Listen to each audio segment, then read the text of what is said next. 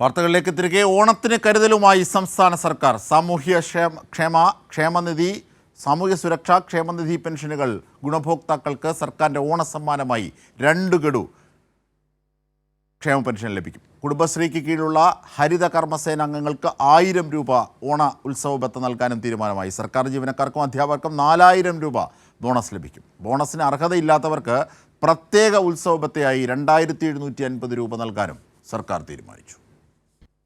സാമൂഹ്യ സുരക്ഷാ ക്ഷേമനിധി പെൻഷൻ ഗുണഭോക്താക്കൾക്ക് ഓണസമ്മാനമായി നൽകുന്ന 2 ഗഡു ക്ഷേമ പെൻഷന്റെ വിതരണത്തിനായി 1700 കോടി രൂപയാണ് ധനവകുപ്പ് അനുവദിച്ചത്.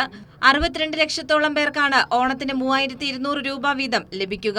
നിലവിൽ വിതരണം തുടരുന്ന 1 ഗഡുവിന് പുറമെയാണ് 2 ഗഡു കൂടി അനുവദിച്ചത്.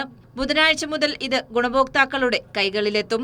26.62 ലക്ഷം പേരുടെ ബാങ്ക് അക്കൗണ്ടുകളിൽ തുകയെത്തുമ്പോൾ മറ്റുള്ളവർക്ക് സഹകരണ ബാങ്കുകൾ വഴി വീട്ടിലെത്തി പെൻഷൻ കൈമാറും.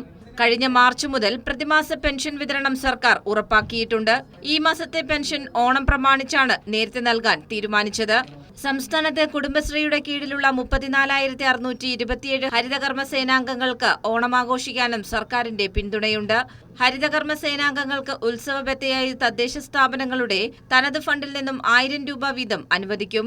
കോർപ്പറേഷനുകൾ, മുനിസിപ്പാലിറ്റികൾ, ഗ്രാമപഞ്ചായത്തുകൾ എന്നിവയ്ക്ക് ഇതിനായി അനുമതി നൽകി. ഓണം പ്രമാണിച്ച് സർക്കാർ ജീവനക്കാർക്കും അധ്യാപകർക്കും 4000 രൂപ ബോണസ് നൽകാനും തീരുമാനിച്ചു. ബോണസിന് അർഹതയില്ലാത്തവർക്ക് പ്രത്യേക ഉത്സവ ബത്തയായി 2750 രൂപ നൽകും. സർവീസ് പെൻഷൻകാർക്ക് പ്രത്യേക ഉത്സവ ബത്തയായി 1000 രൂപ അനുവദിച്ചിട്ടുണ്ട്. പങ്കാളിത്ത പെൻഷൻ പദ്ധതി പ്രകാരം വിരമിച്ച ജീവനക്കാർക്കും പ്രത്യേക ഉത്സവ ബത്ത ലഭിക്കും. ഇതിനു പുറമെ സംസ്ഥാനത്തെ എല്ലാ സർക്കാർ ജീവനക്കാർക്കും ഓണം അഡ്വാൻസായി 20,000 രൂപ അനുവദിക്കും.